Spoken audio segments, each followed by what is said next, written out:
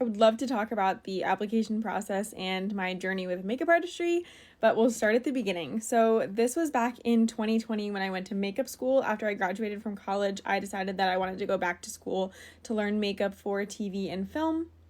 And I went to the makeup designery school in Manhattan where they taught everything from beauty 101 to special effects. And I also did a class for hairstyling and business where they taught us how to do social media and website building for our trade. And we also did photo shoots to build up those two things. So the first video was a fantasy creature that we did for our final project, and this is a time lapse, a totally separate project that we did that was, I think, partial face prosthetics.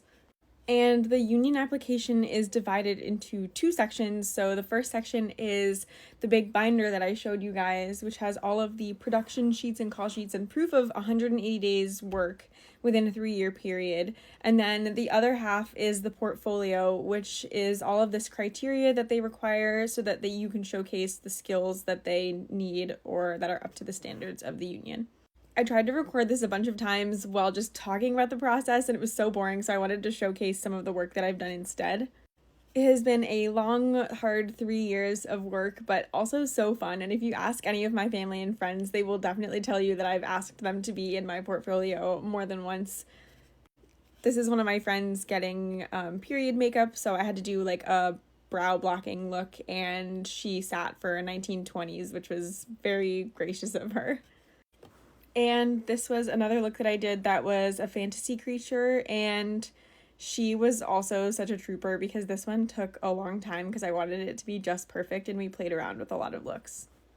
Part of the reason I have all these time lapses of me doing this work is because the union application requires proof of the artist actually doing the work themselves in the form of photos. So I went a step further and I took the photos, but I also did time lapses because I think it's a really great way of seeing the progress of the makeup, but also it's kind of cool to just have now to look back on.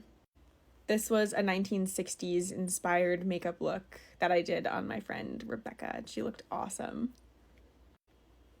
So yeah, I put together my portfolio and my application binder, and I got all of my letters of recommendation and all of my paperwork detailing my proof of living in this jurisdiction, and everything has been sent off, so I will hopefully hear back around the end of the summer, and then we'll see what happens from there. If anybody else is part of a union for film and TV, let me know how the application process goes for you guys, because my sister is a film editor and her application process was totally different, and I'm just super interested to hear about the different unions and applications.